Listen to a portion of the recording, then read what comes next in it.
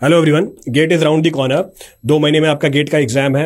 अपनी तैयारी को चेक करने के लिए अनअकैडमी लाया है ऑल इंडिया मॉक टेस्ट, जिसमें आप अपने गेट की प्रिपरेशन को गेज कर सकते हो और उसको एनालाइज करके अपनी जो भी शॉर्ट कमिंग्स है उसको इंप्रूव कर सकते हो। This mock test is on 17th and 24th of December, so do enroll for this test. Until then, let's crack it. तो ज्योमेट्रिक डिजाइन में हमारा पहला एलिमेंट कंप्लीट हो गया, क्रॉस सेक्शन एलिमेंट। अब दूसरे एलिमेंट पे जाएंगे, साइड डिस्टेंस कंसिडरेशंस पे। So next of the point of discussion will become what? Next of the point of discussion will become side distance consideration. तो अगला पॉइंट ऑफ डिस्कशन है हमारा is side distance consideration. तो ये भी हो गया था, this was also being done, सवाल भी करा दिए थे आपको सारे। अब हम बात करेंगे साइड डिस्टेंस कंसिडरेशन की। ये न्यू वीडियो है सर, लाइव चल रहा है क्या? हाँ भाई, लाइव ही चल रहा है। पिछले में माइक की बैटरी डिस्चार्ज हो गई थी, तो 10-15 मिनट मैंने चार्ज करके उसी सेशन को वापस कंटिन्यू कर लिया। तो अभी थोड़ी देर पहले वो माइक डिस्चार्ज हो गया था, तो मैंने चार्ज कर लिया, उसके बाद और कुछ नहीं है, वही सेशन चल रहा है।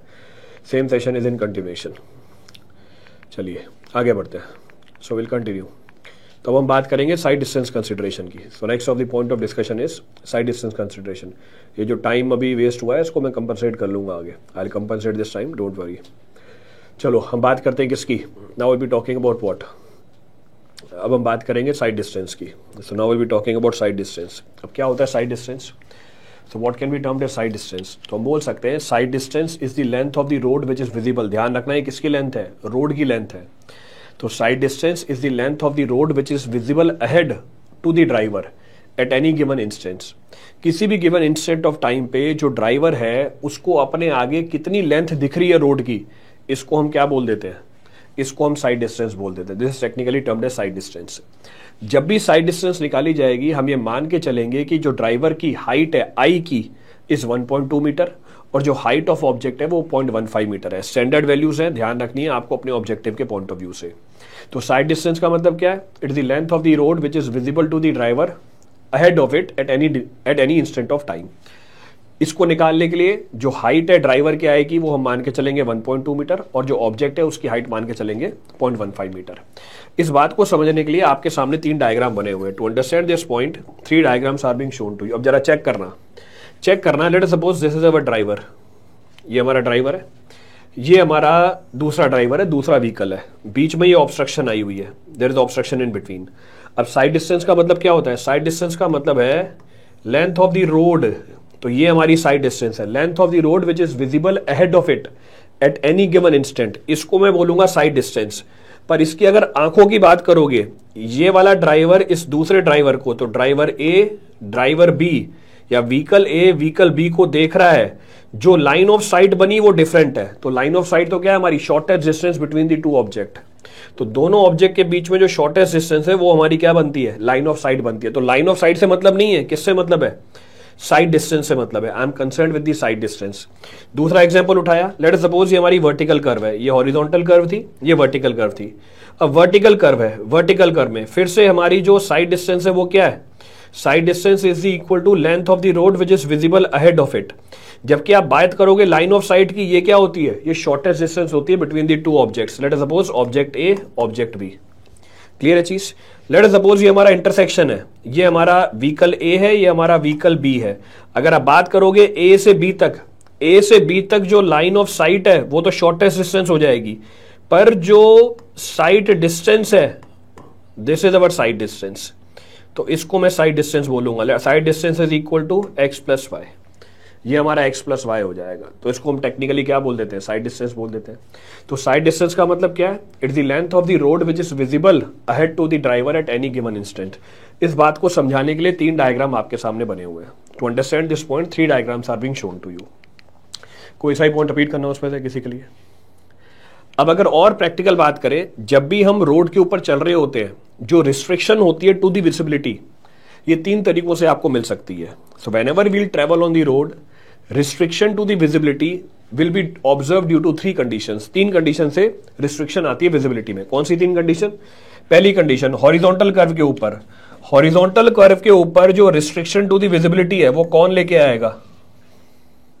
अगर हमारी हॉरिजॉन्टल कर्व है, restriction to the visibility will be due to what? Due to the presence of the obstruction. तो अगर आपको रिस्ट्रिक्शन टू दी विजिबिलिटी बढ़ानी है, आप ऑब्स्ट्रक्शन को क्या कर सकते हो, आप ऑब्स्ट्रक्शन को पीछे कर सकते हो। पर अगर ये ऑब्स्ट्रक्शन बीच में आया, आपको ये व्हीकल भी दिखेगा ही नहीं, you will not be able to see the vehicle भी। उसी तरीके से अगर वर्टिकल कर्व है, restriction to the visibility is due to what, किसकी वजह से है ये, तो बीच में ही क्या आ गई, रोड आ गई। तो restriction to the visibility in case of, जरूरी नहीं है बिल्डिंग हो, कोई सा भी ऑब्स्ट्रक्शन हो सकता है। So in case of vertical curve, restriction to the visibility is due to what, is due to the road surface, road surface की वजह से है। तो हमारा जो वर्टिकल कर्व है, इसमें रिस्ट्रिक्शन किसकी वजह से आती है, वर्टिकल कर्व की वजह से आती है। अगर हमारा अनकंट्रोल्ड इंटरसेक्शन है, तो इंटरसेक्शन है uncontrolled, here the restriction to the visibility is due to what, यहां पर जो रिस्ट्रिक्शन है टू द विजिबिलिटी, ये भी किसकी वजह से आएगी, ये भी किसकी वजह से आएगी, it is also because of the obstruction, ये भी ऑब्स्ट्रक्शन की वजह से निकल के आएगी। So restriction to the visibility is due to the obstruction. इसका मतलब ये हुआ कि जब भी मैं साइड डिस्टेंस की बात करूंगा, ये किन किन बातों पे डिपेंड कर जाएगी। So sight distance which is available to the driver will depend upon what, sight distance which is available to the driver will be dependent upon what, ये डिपेंड कर जाएगी तीन बातों के ऊपर। पहला, height of the driver's eye, हमने standard मानी हुई है 1.2 metre. Height of the object, ये भी हमने स्टैंडर्ड माना हुआ है 0.15 मीटर। और तीसरा, रोड के फीचर जैसे हॉरिजॉन्टल कर्व, जैसे वर्टिकल कर्व, या जैसे ऑब्स्ट्रक्शन, और you can say obstruction. Clear है चीज, रिपीट करना है इस पे तो कुछ भी। तो sight distance depends upon three factors, height of the driver's I, height of the object, and you can say features of the road. Features of the road like horizontal curve, vertical curve, and position of the obstruction.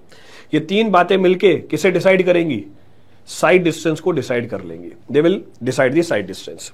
Now the point is, कितने तरह के sight distance होते हैं, how many types of sight distances are available. तो अगर general बात करें, in general we have 5 types of sight distance, 5 तरह के साइड डिस्टेंस होते हैं। कौन कौन से, पहला स्टॉपिंग साइड डिस्टेंस, दूसरा सेफ ओवरटेकिंग डिस्टेंस, तीसरा सेफ साइट डिस्टेंस, चौथा इंटरमीडिएट साइड डिस्टेंस, पांचवा हेडलाइट साइड डिस्टेंस। तो in total we have 5 types of sight distance, 5 तरह के साइड डिस्टेंस होते हैं। पहला स्टॉपिंग साइड डिस्टेंस, दूसरा सेफ ओवरटेकिंग डिस्टेंस, तीसरा सेफ साइड डिस्टेंस, चौथा इंटरमीडिएट साइड डिस्टेंस, और पांचवा headlight sight distance. So we have 5 types of sight distance. एक एक करके सबको उठाएंगे, will consider one by one all the side distances. तो ये तो आपको बेसिक जानकारी दी साइड डिस्टेंस की, ये 5 तरह के साइड डिस्टेंस है। Now will be talking about what, अब हम बात करेंगे किसकी, स्टॉपिंग साइड डिस्टेंस की। शॉर्ट फॉर्म में क्या लिख देते हैं, शॉर्ट फॉर्म में लिख देते हैं SSD। अब क्या है ये stopping side distance, what is stopping side distance और व्हाट इज दिस SSD। चलो इसको टेक्निकली समझने की कोशिश करते हैं। Will try to understand this point technically. First point of reference, the minimum distance visible to the driver ahead of it. So minimum distance visible to the driver ahead of it to safely stop the vehicle when traveling at a design speed without collision will be termed as stopping side distance। मैं फिर से repeat कर रहा हूं, minimum कितनी दूरी available होनी चाहिए ड्राइवर के लिए ताकि वो व्हीकल को सेफली स्टॉप कर ले, ये मानते हुए कि व्हीकल किस पे चल रहा है, व्हीकल अपनी डिजाइन स्पीड पे चल रहा है और ये ऑब्जेक्ट से कोलाइड नहीं करे। So minimum distance which is visible to the driver ahead to safely stop while traveling at a design speed without collision will be termed as what? It will be termed as stopping side distance। इसको हम technically stopping side distance बोल देते हैं। stopping side distance को absolute minimum side distance भी बोला जाता है या non passing side distance भी बोला जाता है। इसका मतलब 3 नाम है इसके, stopping side distance, absolute minimum side distance और non passing side distance। Clear है चीज। नाउ द पॉइंट इज कि मिनिमम मेरे को कितनी डिस्टेंस विजिबल होनी चाहिए ताकि मैं गाड़ी को रोक पाऊं विदाउट कोलिजन, ये मानते हुए कि मेरी गाड़ी डिजाइन स्पीड पे चल रही है। ये किन किन बातों पे डिपेंडेंट होगा, it depends upon so many factors, बहुत सारे फैक्टर्स पे डिपेंडेंट होता है। एक एक करके सारे फैक्टर उठाते हैं। पहला reaction time of the driver, पहला reaction time of the driver कहने का मतलब है जब आपने आगे ऑब्जेक्ट को देखा, जब आपने आगे ऑब्जेक्ट को देखा और ये डिसाइड किया कि आपको ब्रेक लगाना है, ये डिसाइड किया कि आपको ब्रेक लगाना है और जब आपने ब्रेक लगा दी, इस इंस्टेंट तक जो टाइम है उसे क्या बोलते हैं, रिएक्शन टाइम बोलते हैं। सो रिएक्शन टाइम पहला फैक्टर है जो स्टॉपिंग साइड डिस्टेंस को गवर्न करता है। क्या होता है reaction time, it's the time taken from the instant object is visible to the driver. जब आपको ऑब्जेक्ट दिखा to the instant brake is applied, उस इंस्टेंट तक जब आपने ब्रेक को अप्लाई किया। अब ये जो रिएक्शन टाइम है इसको भी अलग अलग कंपोनेंट्स में डिवाइड किया हुआ है। ये जो रिएक्शन टाइम है इसको भी अलग अलग कंपोनेंट में डिवाइड किया हुआ है। कौन कौन से कंपोनेंट है? 4 कंपोनेंट है रिएक्शन टाइम के। पहला परसेप्शन, दूसरा इंटेलेक्शन, तीसरा इमोशन, चौथा वॉल्यूशन। अब क्या मतलब होता है इनका? पहला परसेप्शन टाइम। अब परसेप्शन टाइम क्या होता है?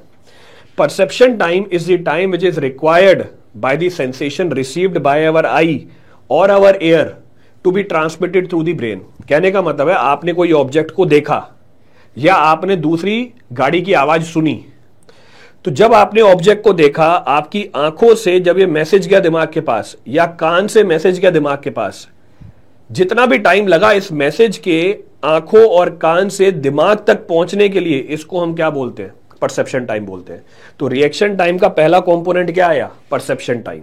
क्लियर है? दूसरा है हमारा इंटेलेक्शन टाइम। अब इंटेलेक्शन टाइम क्या होता है?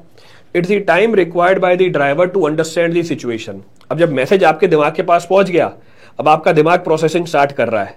कहने का मतलब है अलग अलग जो थॉट्स हैं उसको कंपेयर कर रहा है। आपके दिमाग में जो अलग अलग थॉट्स हैं उसको कंपेयर कर रहा है, रीग्रुप कर रहा है। इस प्रोसेस में जितना भी टाइम लगता है उसको हम क्या बोलते हैं? इंटेलेक्शन टाइम बोलते हैं। कहने का मतलब है आपके दिमाग के पास मैसेज गया कि सामने कोई ऑब्जेक्ट है, कोई ऑब्स्ट्रक्शन है। अब आपका माइंड क्या करता है? एनालिसिस करता है कि मैं ब्रेक लगाऊं नहीं लगाऊं, क्या मैं स्पीड स्लो कर सकता हूं नहीं कर सकता हूं, क्या मैं स्टीयरिंग को घुमा सकता हूं नहीं घुमा सकता हूं, या किसी केस में तो ऐसा भी होता है लोग गाड़ी छोड़ के भाग जाते हैं। मैं ये नहीं बोलूंगा कब, पर आपको पता ही है कि आगे कोई ऑब्जेक्ट देखा, कुछ नहीं किया, गाड़ी से उतर के भाग जाते हैं। तो ऐसा भी होता है। तो आपका माइंड क्या करता है? आपका माइंड अलग अलग थॉट्स को रीग्रुप कर रहा होता है। तो इस प्रोसेस में जितना टाइम लगता है उसको हम क्या बोलते हैं? इसको हम बोलते हैं intellection time. This is technically termed as intellection time. तीसरा टाइम क्या है? Third of the time is known as emotion time. अब इमोशन टाइम क्या होता है? Emotion time is the time elapsed during the emotional sensation and other mental disturbances. Emotional time वो time होता है जो लैप्स होता है किसके लिए? इमोशनल सेंसेशन और दूसरे मेंटल डिस्टर्बेंस को समझने के लिए। दूसरे मेंटल डिस्टर्बेंसेस जैसे फियर, जैसे एंगर, जैसे superstition, with reference to the object which is in front of you. Clear है? और ये जो इमोशन टाइम होता है ये पर्सन टू पर्सन वेरी करता है। ये जो इमोशन टाइम होता है पर्सन टू पर्सन वेरी करता है। इनफैक्ट सेम पर्सन के लिए डिफरेंट सिचुएशन में डिफरेंट होता है। कहने का मतलब है आपके दिमाग में अभी इमोशन है एंगर का, किसी के ऊपर गुस्सा आ रहा है आपको, तो हो सकता है कि आपको रिएक्ट करने में टाइम क्या लगेगा? ज्यादा लगेगा। The time involve for reaction will come out to be comparatively more. तो इमोशन टाइम वो टाइम होता है which is elapsed during the emotional sensation. Emotional sensation कौन कौन से हो सकते हैं? फेयर हो सकता है, एंगर हो सकता है, सुपरस्टिशन हो सकता है, XYZ और कोई भी इमोशन हो सकता है। इसको हम टेक्निकली क्या बोल देते हैं? इसको हम टेक्निकली बोल देते हैं इमोशन टाइम। चौथा टाइम क्या होता है? Violation time. वॉल्यूशन टाइम का मतलब it is the time taken by the driver to finally take the action. Take the action like application of brake, speed कम करना, स्टीयरिंग घुमाना। एक्शन लेने में जो टाइम लगा उसे हम क्या बोलते हैं? वॉल्यूशन टाइम बोलते हैं। तो इसका मतलब टोटल रिएक्शन टाइम में कितने कंपोनेंट आ गए? इसका मतलब रिएक्शन टाइम के अंदर कितने कंपोनेंट आ गए? 4 कंपोनेंट आ गए, PIEV। इन चारों कंपोनेंट को जोड़ के हम क्या बोल देते हैं? इन चारों कंपोनेंट को हम बोल देते हैं रिएक्शन टाइम। क्लियर है चीज? अभी जो रिएक्शन टाइम है ये भी बहुत सारे फैक्टर्स पे डिपेंडेंट होता है। Reaction time also depends upon several factors. अब कौन कौन से फैक्टर्स है? ड्राइवर की स्किल क्या है, it depends upon the type of obstruction which is involve, कैसा ऑब्स्ट्रक्शन है आगे। ये डिपेंड करता है एनवायरमेंटल कंडीशन के ऊपर, फॉग है, बारिश आ रही है, हवा चल रही है, लाइट कम है, तो रिएक्शन टाइम उस पर भी डिपेंड कर जाएगा। It depends upon age also, आपकी उम्र क्या है। It also depends upon mental health, ये मेंटल हेल्थ ऑफ ड्राइवर के ऊपर भी डिपेंडेंट होती है।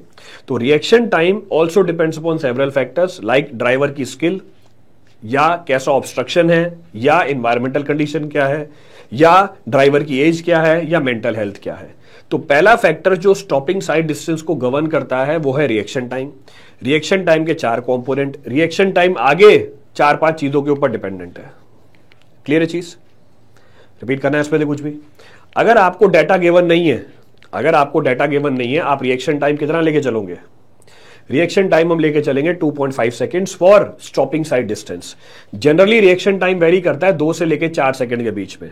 तो reaction time for stopping side distance varies in the range of 2 to 4 seconds, पर आप इसकी वैल्यू कितनी मान लोगे? आप इसकी वैल्यू कैलकुलेशन के लिए 2.5 सेकेंड्स मान लोगे, तो 2.5 सेकेंड्स। क्लियर है चीज? Reaction time increases with age, इसलिए लाइसेंस बनाने के टाइम 40+ एज वालों को मेडिकल सर्टिफिकेट देना पड़ता है। ठीक है, क्लियर यहां तक की कहानी? 0.25 सेकेंड्स नहीं है Avnish Kumar, it is 2.5 seconds.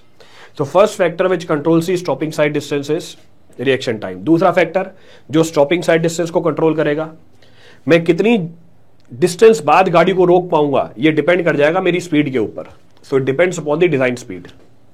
It depends upon what? Design speed. Obvious सी बात है। कहने का मतलब ये है पूरे रिएक्शन टाइम के अलोंग, पूरे रिएक्शन टाइम के अलोंग, मतलब जब आपने ऑब्जेक्ट को देखा और जब आपने फाइनली एक्शन लिया, आपकी गाड़ी कितनी स्पीड से चल रही है? आपकी गाड़ी कितनी स्पीड पे चल रही है? आपकी गाड़ी चल रही है डिजाइन स्पीड पे, मैं ये मान के चलूंगा। इसका मतलब ये हुआ जो मेरी स्टॉपिंग साइड डिस्टेंस है ये किस पे डिपेंड कर जाएगा? Stopping side distance will depend upon the design speed. Clear है चीज? रिपीट करना है इस पे से कुछ भी? Any of the point to be refer from this for anyone? कोई सा ही पॉइंट रिपीट करना हो इस पे से किसी के लिए? चलो, तो पहला क्या हो गया? Reaction time. दूसरा क्या हो गया? डिजाइन स्पीड हो गई हमारी।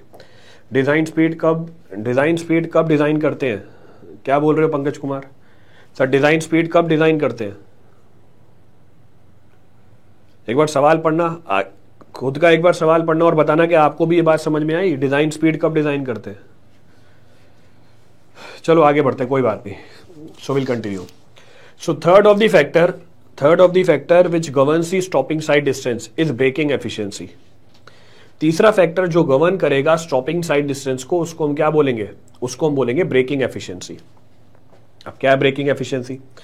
ब्रेकिंग एफिशिएंसी का मतलब है percentage of the force which is developed by the application of the brakes in relation to the maximum friction available between the tyre and the road.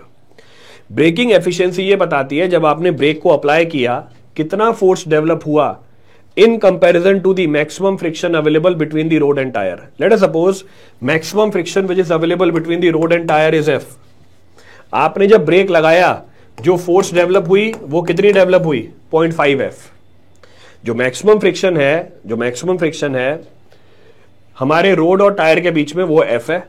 आपने जब ब्रेक लगाई जो फोर्स डेवलप हुआ जिससे गाड़ी रुक रही है वो है 0.5 F। इसका मतलब आपकी ब्रेकिंग एफिशिएंसी 50% है। इसका मतलब आपकी ब्रेकिंग एफिशिएंसी कितनी हो गई? 50% हो गई।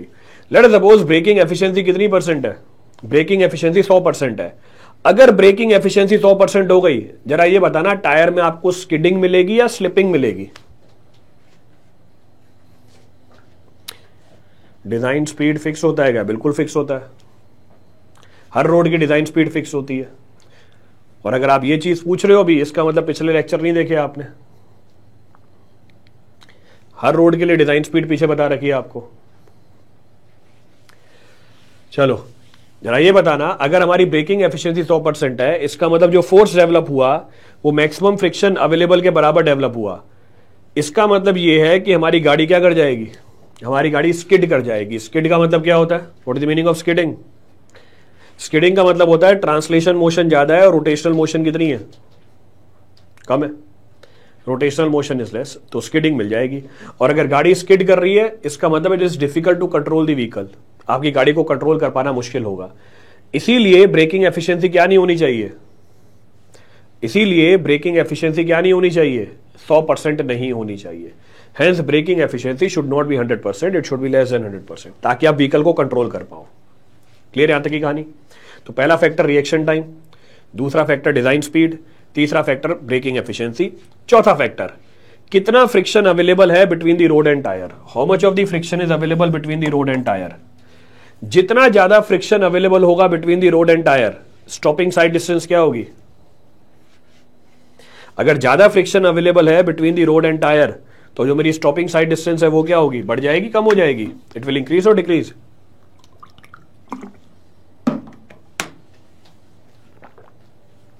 कम हो जाएगी, इट विल बिकम लेस। तो अगर फ्रिक्शन की वैल्यू ज्यादा, स्टॉपिंग साइड डिस्टेंस क्या हो जाएगी? कम हो जाएगी। दोनों में इनवर्स रिलेशनशिप है। और ये जो फ्रिक्शन होता है ये किसके ऊपर डिपेंड कर जाता है? The friction between the road and tyre depends upon the condition of road and tyre. The friction between road and tyre will depend upon the condition of road and tyre. Tyre और road की condition कैसी है? Clear है? Repeat करना है इसमें से कुछ। नेक्स्ट, ये जो फ्रिक्शन है स्पीड के ऊपर भी डिपेंडेंट होता है, पिछले क्लास में बताया था। This friction also depends upon the speed. अगर स्पीड ज्यादा हुई लॉन्गिट्यूडल फ्रिक्शन क्या मिलेगा आपको? अगर स्पीड ज्यादा हुई तो लॉन्गिट्यूडल फ्रिक्शन क्या मिलेगा आपको? कम मिलेगा। If the speed is more longitudinal friction will come out to be less. कितना होगा? 0.35 से लेके 0.4 के बीच में। जैसे समझने के लिए एग्जांपल ले लो, एग्जैक्ट स्पीड के करस्पॉन्डिंग फ्रिक्शन की वैल्यू ये लो। For a particular speed the value of longitudinal friction is given to you. तो अगर स्पीड कम है फ्रिक्शन ज्यादा है, स्पीड ज्यादा है फ्रिक्शन क्या है? कम है।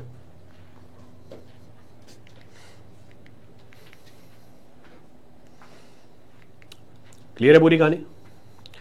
तो पहला फैक्टर रिएक्शन टाइम, दूसरा फैक्टर डिजाइन स्पीड, तीसरा फैक्टर ब्रेकिंग एफिशिएंसी, चौथा फैक्टर लॉन्गिट्यूडनल फ्रिक्शन। तो कितना फ्रिक्शन अवेलेबल है रोड और टायर के बीच में। Next factor which governs the stopping side distance is gradient. अगला फैक्टर जो अवेलेबल है उसको बोलेंगे ग्रेडियंट। तो अगर हमारे पास पॉजिटिव ग्रेडियंट है तो स्टॉपिंग डिस्टेंस क्या कर जाएगी? तो अगर मेरी ग्रेडियंट पॉजिटिव है, if the gradient is positive, तो स्टॉपिंग डिस्टेंस क्या कर जाएगी भैया? कम हो जाएगी। क्यों? इस बार फ्रिक्शन के साथ साथ कौन आ गया? इस बार फ्रिक्शन के साथ साथ वेट का एक कंपोनेंट भी आ गया। पर अगर यही ग्रेडियंट मेरी क्या हो जाए? नेगेटिव हो जाए। If the same gradient is negative, अब व्हीकल नीचे आ रहा है, व्हीकल नीचे आ रहा है, if the vehicle is coming down, अब मेरी ग्रेडियंट नेगेटिव है। अब अगर मेरी ग्रेडियंट नेगेटिव है तो अब जो वेट का एक कंपोनेंट है वो क्या कर रहा है? अब वेट का एक कंपोनेंट व्हीकल को हेल्प कर रहा है फ्रिक्शन ओवरकम करने में। इसका मतलब स्टॉपिंग डिस्टेंस क्या कर जाएगी?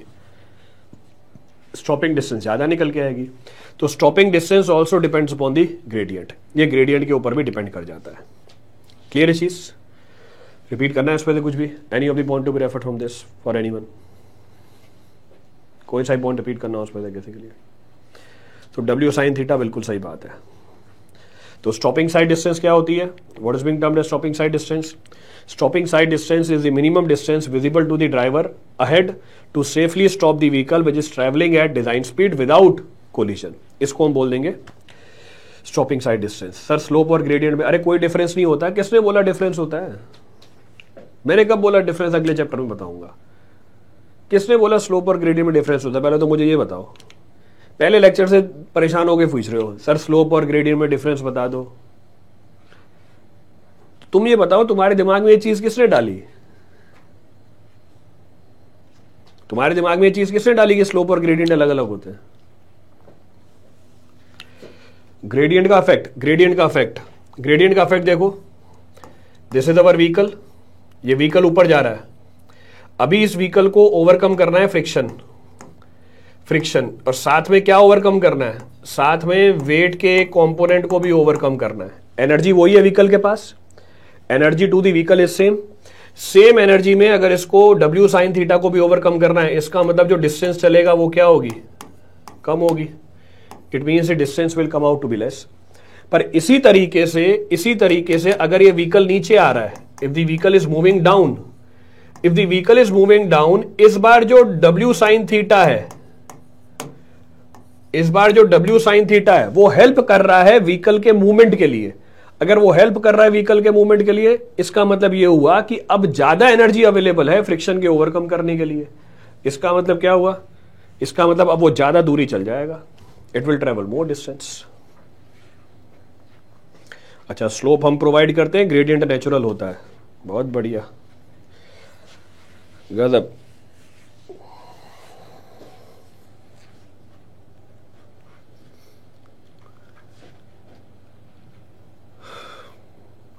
क्लियर है? सो ग्रेडियंट भी अफेक्ट करती है स्टॉपिंग डिस्टेंस को। Gradient will also affect the stopping distance.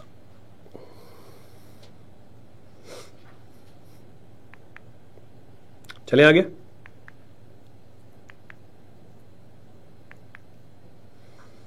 तो पांचों फैक्टर कवर हो गए, ऑल 5 फैक्टर्स आर कवर्ड। देखो इसके ऊपर सवाल भी होगा कोई एक, refer the problem on this.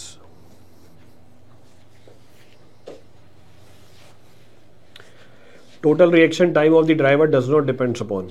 Total reaction of the driver does not depends upon. किसके ऊपर डिपेंड नहीं करता? परसेप्शन टाइम, सही है। ब्रेक रिएक्शन टाइम डिपेंड करेगा, condition of the mind of the driver इस पे भी डिपेंड करेगा, तो ब्रेक रिएक्शन टाइम पे भी डिपेंड करेगा। ब्रेक रिएक्शन टाइम का मतलब क्या हुआ, what is the meaning of brake reaction time, ये हमारा वॉल्यूशन टाइम हो गया। So condition of the mind of the driver, तो माइंड की कंडीशन किसके अंदर आती है, या कौन से टाइम को कंट्रोल कर रही होती है, माइंड की कंडीशन कौन से टाइम को कंट्रोल कर रही होती है, तो माइंड की कंडीशन मतलब इमोशन टाइम, तो ये PVE, तो हमारा रिएक्शन टाइम तीनों पे डिपेंड करता है, किसके ऊपर डिपेंड नहीं करता, it does not depends upon the speed of the vehicle, तो व्हीकल की स्पीड पे डिपेंड नहीं करता। क्लियर है? चलो, तो ये तो हमारी बेसिक थ्योरी हो गई, this is the basic theory. अब स्टॉपिंग साइड डिस्टेंस की कैलकुलेशन करते हैं।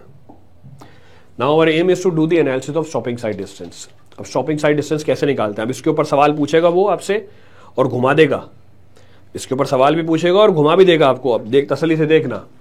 Late suppose this is our obstruction, ये हमारा ऑब्स्ट्रक्शन है, this is our vehicle A. Vehicle ने ऑब्स्ट्रक्शन को देखा, सो driver sees the obstruction. Vehicle ने ऑब्स्ट्रक्शन को देखा या ड्राइवर ने ऑब्स्ट्रक्शन को देखा, देखने के बाद उसको टाइम लगा TR का, क्या लेने के लिए, डिसीजन लेने के लिए। क्लियर है यहां तक? तो ड्राइवर ने या व्हीकल ने ऑब्स्ट्रक्शन को देखा एट t इक्वल्स टू 0, इसको कितना टाइम लगा एक्शन लेने में टाइम लगा TR। तो इस पूरे रिएक्शन टाइम में हमारा व्हीकल कौन सी स्पीड से चल रहा था, इस पूरे TR टाइम में व्हीकल कौन सी स्पीड से चल रहा था, व्हीकल चल रहा था डिजाइन स्पीड से। तो ये जो डिस्टेंस कवर करता है vehicle at design speed during reaction time, इसको हम क्या बोलते हैं, lag distance. So distance travelled by the vehicle at design speed during reaction time is termed as what, lag distance. अब जैसे ही आपने ब्रेक को अप्लाई किया, व्हीकल आके क्या कर जाएगा, रुक जाएगा, तो व्हीकल फाइनली स्टॉप कर जाएगा। तो ब्रेक लगाने के बाद व्हीकल जितनी डिस्टेंस चला रुकने से पहले, इसको हम क्या बोलते हैं, ब्रेकिंग डिस्टेंस। इसका मतलब स्टॉपिंग साइड डिस्टेंस में कितने कंपोनेंट हैं, स्टॉपिंग साइड डिस्टेंस में 2 कंपोनेंट हैं, एक है लैग डिस्टेंस, दूसरा है हमारा braking distance. So one will be lag distance, the other is braking distance. So what is being termed as lag distance? Distance traveled by the vehicle at a uniform design speed during the total reaction time.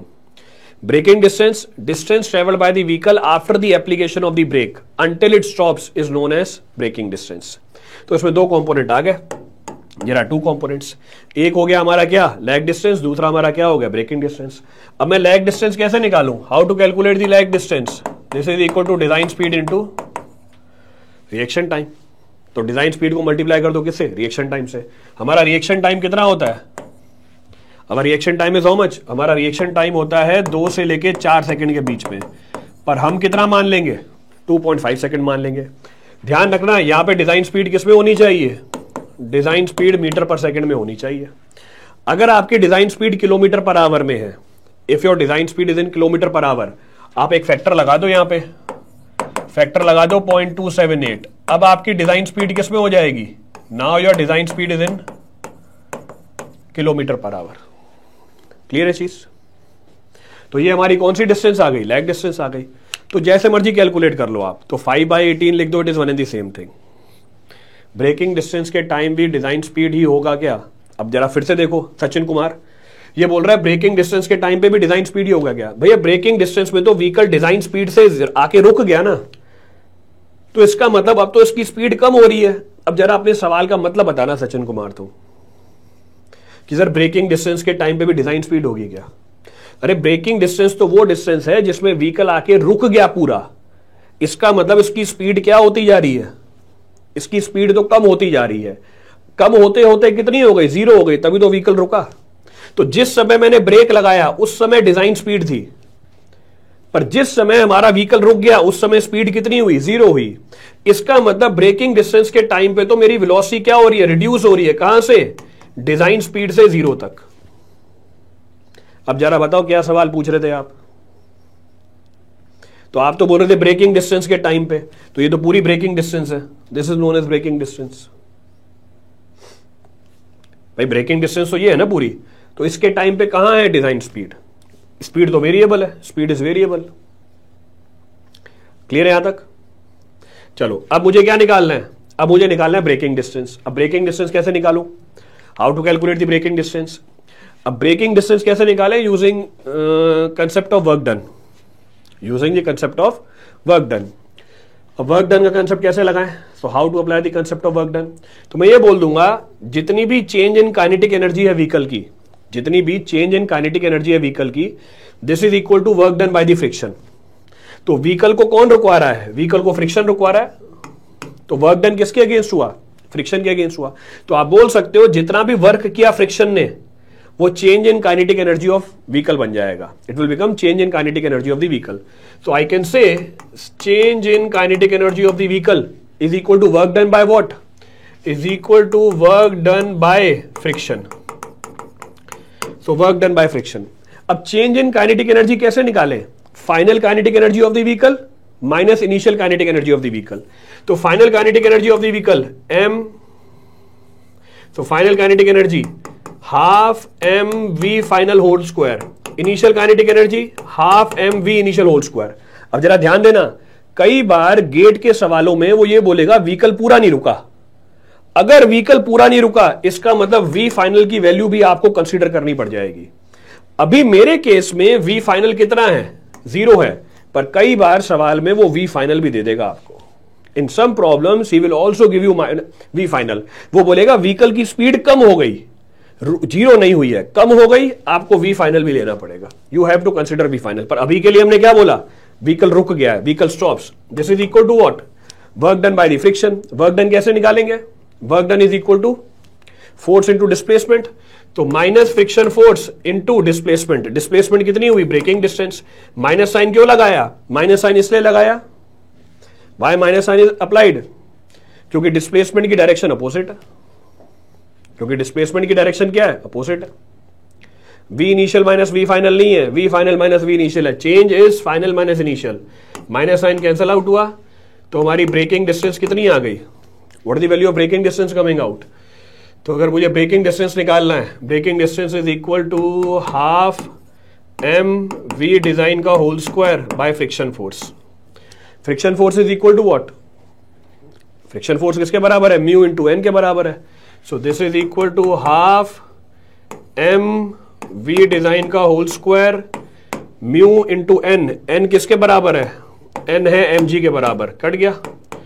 तो half v design का whole square upon f into g, this is the value of what, so v d square divide by 2fg।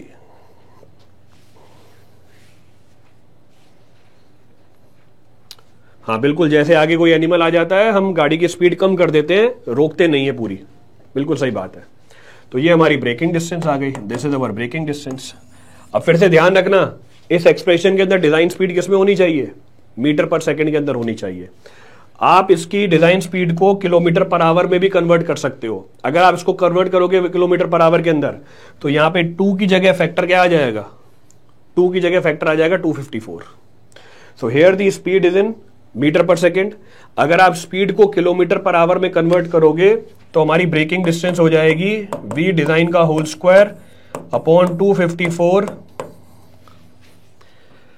F g भी हट जाएगा, upon 254 into F. Clear है चीज, repeat करना है इस पर, कुछ भी कैलकुलेट भी कर सकते हो, यू कैन कैलकुलेट ये फैक्टर कैसे आया। सो 2 जी की वैल्यू डालो 9.81 और इसको अगर किलोमीटर पर आवर में कन्वर्ट करोगे 5/18 आ जाएगा, यू विल गेट 5/18 ऑल्सो। तो 5/18 का होल स्क्वायर, बाकी कैलकुलेशन आप कर सकते हैं, rest of the calculation you can do. तो क्या निकल के आ गई, lag distance plus braking distance is known as stopping side distance. ये हमारी स्टॉपिंग साइड डिस्टेंस की वैल्यू होगी। क्लियर है पूरी कहानी, रिपीट करना है इस पे कुछ भी, any of the point to be referred from this.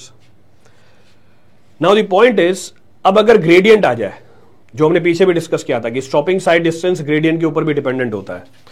अगर स्टॉपिंग साइड डिस्टेंस ग्रेडियंट के ऊपर भी डिपेंडेंट होता है, if the stopping side distance depends upon the gradient, जरा चेक करो, आपको दोनों ग्रेडियंट दिखा रखे, असेंडिंग ग्रेडियंट भी दिखा रखा है, डिसेंडिंग ग्रेडियंट भी दिखा रखा है। जब असेंडिंग ग्रेडियंट की बात कर रहे हैं, फ्रिक्शन के साथ साथ कौन वर्क कर रहा है, W sin थीटा भी वर्क कर रहा है। पर जब हमारी डिसेंडिंग ग्रेडियंट है, इस समय सिर्फ वर्क कौन कर रही है? Friction force W sin theta तो क्या कर रहा है? इसकी हेल्प कर रहा है, W sin theta is helping. इसका मतलब मेरी रिलेशनशिप तो यही रहेगी, पर थोड़ा सा मॉडिफिकेशन आ जाएगा। क्या मॉडिफिकेशन आ जाएगा? I will say work done by friction and component of weight of vehicle, यही होगा। So I can say change in kinetic energy is equal to work done by the friction plus component of the weight of the vehicle। इसका मतलब मेरे को यहां पे plus minus क्या करना पड़ेगा? मेरे को यहां पे प्लस माइनस करना पड़ेगा W sin theta into LB। बस एक फर्क ये पड़ जाएगा, this is the only change, बाकी सारी कहानी वही होगी। इसका मतलब अगर ग्रेडियंट की बात करेंगे, हमारी ब्रेकिंग डिस्टेंस कितनी आ जाती है? ब्रेकिंग डिस्टेंस आती है VD square upon 254 F plus minus what? F plus minus what? Plus minus gradient. Gradient को मैं क्या बोल सकता हूं? स्लोप। साइन थीटा की वैल्यू क्या लिखी जा सकती है? साइन थीटा की वैल्यू लिख सकते हैं हम tan theta. So I can say sine theta is approximately equals to tan theta is equal to slope. कब? जब थीटा की वैल्यू स्मॉल हो, जब थीटा हमारा स्मॉल हो। तो अगर थीटा की वैल्यू छोटी होती है, आप मान सकते हो साइन थीटा tan थीटा के बराबर है, और tan थीटा हमारी क्या है? tan थीटा हमारी स्लोप होती है। स्पीड लिमिट जो हाईवे पे होती है वो डिजाइन स्पीड होती है या उससे कम। थीटा इज वेरी स्मॉल, ठीक है।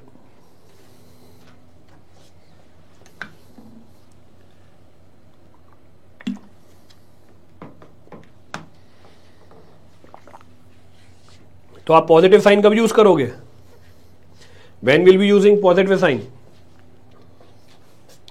तो पॉजिटिव साइन तब यूज होगा जब असेंडिंग ग्रेडियंट है, क्योंकि अगर असेंडिंग ग्रेडियंट होगी, work done will be done by the weight also, तो आपकी ब्रेकिंग डिस्टेंस क्या निकल के आएगी? आपकी ब्रेकिंग डिस्टेंस कम निकल के आएगी। और अगर डिसेंडिंग ग्रेडियंट होगा, if there is descending gradient, हमारा वर्क डन क्या हो जाएगा? कम हो जाएगा। वर्क डन कम हो जाएगा, ब्रेकिंग डिस्टेंस ज्यादा निकल के आएगी। So for ascending gradient you will be using positive sign, but for descending gradient you will be using negative sign. Negative gradient के लिए आप डिसेंडिंग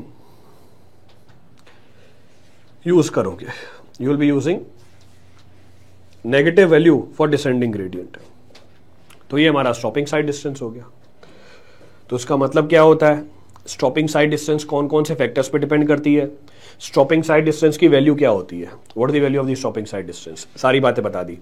डिराइव क्यों करके दिया है? डिराइव इसलिए करके दिया है, कई बार वो सवाल में पैरामीटर्स को चेंज कर देगा। जैसे मैंने बताया, मैंने फाइनल वेलोसिटी कितनी मानी हुई है? 0 मानी हुई है। वो आपको फाइनल वेलोसिटी भी दे देगा, he will give you final velocity also. तो आपको वो भी कंसिडर करना पड़ेगा, you have to consider that also. अब हम बात करते हैं कुछ और टेक्निकलिटीज की, जैसे रोड के हर एक सेक्शन पे क्या अवेलेबल होना चाहिए? स्टॉपिंग साइड डिस्टेंस अवेलेबल होना चाहिए। At each and every section of the road stopping side distance must be available. Clear है चीज? तो ऐसा कोई सेक्शन नहीं होना चाहिए रोड का जहां पर आपके पास स्टॉपिंग साइड डिस्टेंस अवेलेबल नहीं हो। Second point of reference, descending gradient पे हमारी स्टॉपिंग साइड डिस्टेंस क्या कर जाती है? डिसेंडिंग ग्रेडियंट पे हमारी स्टॉपिंग साइड डिस्टेंस क्या कर जाती है? बढ़ जाती है। इसका मतलब हर सेक्शन पे स्टॉपिंग साइड डिस्टेंस किसके करस्पॉन्डिंग निकालोगे? इसका मतलब हर सेक्शन पे स्टॉपिंग साइड डिस्टेंस किसके करस्पॉन्डिंग निकालोगे? डिसेंडिंग ग्रेडियंट के करस्पॉन्डिंग निकालोगे। So because of descending gradient, stopping side distance increases. So critical value of stopping side distance at every section should be calculated on the basis of descending gradient only. Clear है यहां तक? Next point of reference. Next point of reference, let us suppose आपकी single lane की road है, single lane की road है और आपने व्हीकल की मूवमेंट परमिट कर रखी है दोनों डायरेक्शन से। एक ही लेन की रोड है पर दोनों डायरेक्शन से ट्रैफिक की मूवमेंट परमिट कर रखी है। इसका मतलब दोनों व्हीकल के पास कितनी दूरी होनी चाहिए कोलिजन नहीं होने के लिए? दोनों व्हीकल के पास स्टॉपिंग साइड डिस्टेंस अवेलेबल होना चाहिए। इसका मतलब इस सिचुएशन के अंदर the minimum distance that should be available for no collision should be twice of stopping side distance. Clear है चीज? तो जहां पे रिस्ट्रिक्टेड रोड होता है या सिंगल लेन की रोड होती है, when two way movement of the traffic is permitted, minimum stopping side distance is equal to twice the stopping side distance for single lane. तो ये ऐसे सवाल पूछेगा वो आपसे, he will ask this type of problems. तो छोटे छोटे कंसेप्ट है पर आपको ध्यान रखना है। अब आप बोलोगे सर हम हर जगह तो SSD1 प्लस SSD2 D2 हो ही नहीं सकता। अगर एक ही रोड है तो डिजाइन स्पीड तो एक ही होगी भाई ईशान किशन। अगर एक ही रोड है तो डिजाइन स्पीड तो एक ही होगी, तो दोनों व्हीकल की डिजाइन स्पीड अलग अलग हो ही नहीं सकती। दोनों व्हीकल के लिए आपको SSD क्या मिलेगी? सेम मिलेगी। For both the vehicle SSD will come out to be same. चलो छोड़ो, next point of reference. Next point क्या बोल रहा है?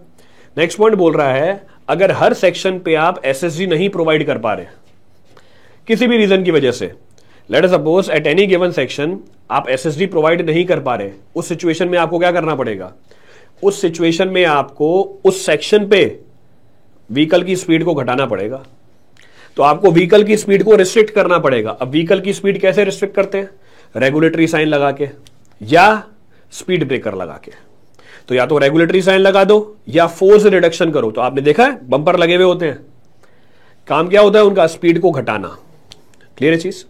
ग्रेडियंट अलग अलग होगा ना दोनों डायरेक्शन में। अब देखो ईशान कृष्ण परफेक्ट एग्जांपल है कि मेरी बात सुनोगे पर समझोगे नहीं और फिर अपनी डायरेक्शन में कुछ भी चलते जाओगे। अभी डिस्कस किया हमने पीछे, क्या डिस्कस किया अभी डिस्कस किया कि SSD की क्रिटिकल वैल्यू किसके बिहाफ पे निकलती है। अभी डिस्कस किया हमने SSD की क्रिटिकल वैल्यू किस बिहाफ पे निकलती है? वो तो डिसेंडिंग ग्रेडियंट के बिहाफ पे निकलती है। तो किसी भी रोड पे मैं SSD क्या बताऊंगा? किसी भी रोड पे मैं SSD डिसेंडिंग ग्रेडियंट के हिसाब से बताऊंगा, तो वो तो फिक्स है।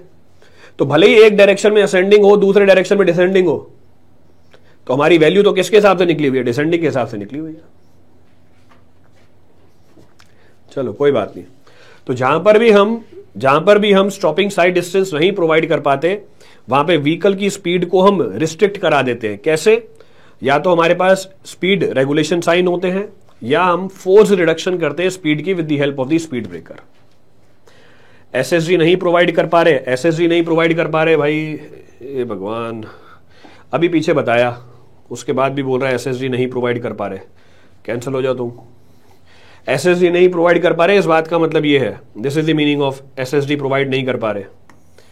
ये हमारी रोड है, लेट अस सपोज SSD की वैल्यू आई 100 मीटर। ये हमारा ऑब्स्ट्रक्शन है, दिस इज द ऑब्स्ट्रक्शन। ये हमारी ऑब्स्ट्रक्शन है, ये हमारा व्हीकल है। आपके पास कितनी दूरी अवेलेबल होनी चाहिए? आपके पास दूरी अवेलेबल होनी चाहिए 100 मीटर, ताकि आपका कोलिजन नहीं हो इस व्हीकल से, so that collision does not takes place from this vehicle. आप SSD प्रोवाइड नहीं कर पा रहे हो, क्यों नहीं प्रोवाइड कर पा रहे हो? बीच में क्या आ गया? बीच में हमारा ये ऑब्स्ट्रक्शन आ गया, this obstruction comes in between. ये वैल्यू है हमारी 80 मीटर की, तो मैं SSD तो प्रोवाइड ही नहीं कर पा रहा, stopping side distance is not available. तो इस बात का मतलब ये है कि बीच में ऑब्स्ट्रक्शन आ गया, मैं स्टॉपिंग साइड डिस्टेंस नहीं प्रोवाइड कर पा रहा, I am not able to provide this. अब क्या करूंगा? जैसे ही व्हीकल इस कर्व पे एंटर करेगा, इस कर्व पे मैं व्हीकल की स्पीड कम करवा दूंगा। तो ये मतलब होता है, लेट्स सपोज आगे इंटरसेक्शन आ गया, इफ इंटरसेक्शन इज अवेलेबल, मैं स्टॉपिंग साइड डिस्टेंस नहीं प्रोवाइड कर पा रहा, I am not able to provide stopping side distance. तो इंटरसेक्शन आने से पहले व्हीकल की स्पीड क्या करवा देंगे? कम करवा देंगे। तो आइडियली हमें हर सेक्शन पे स्टॉपिंग साइड डिस्टेंस प्रोवाइड करनी चाहिए, पर जरूरी नहीं है हर बार प्रोवाइड कर पाए। Not necessary we are able to provide in every situation.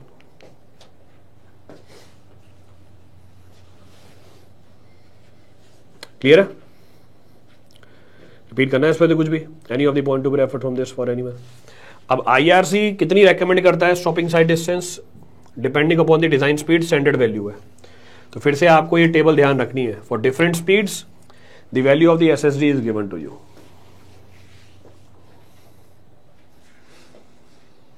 तो अलग अलग स्पीड के लिए स्टॉपिंग साइड डिस्टेंस की स्टैंडर्ड वैल्यू है, that should be known to you. Speed can be reduce by super elevation. भाई सुपर एलिवेशन से speed क्यों कम होगी? और मेरे को नहीं लगता कि आपने कभी गाड़ी नहीं चलाई हो, गाड़ी तो चलाते ही हो भाई, गाड़ी तो चलाते ही हो अपनी। चलो आगे बढ़ते हैं। तो इस बात का मतलब दो ही निकल के आते हैं, या गाड़ी नहीं चलाते या सुपर एलिवेशन का मतलब नहीं पता। दोनों में से एक चीज हो सकता है, या तो गाड़ी नहीं चलाई या सुपर एलिवेशन का मतलब नहीं पता। चलो आगे बढ़ते हैं। So consider the following factor. क्या फैक्टर है? Reaction time, speed, coefficient of longitudinal friction, gradient. Which of these factors are taken into account for computing the braking distance?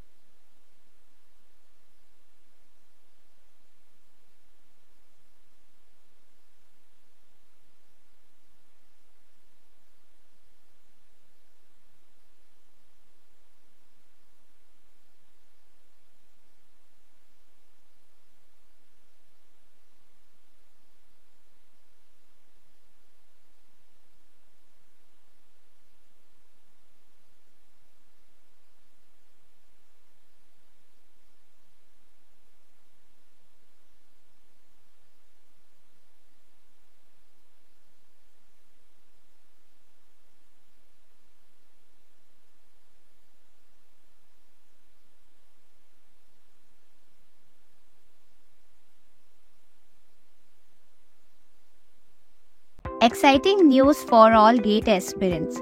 Save up to 50% off on your GATE subscription and up to 4-month free extension. Hurry! Offer valid till 23rd December 2023.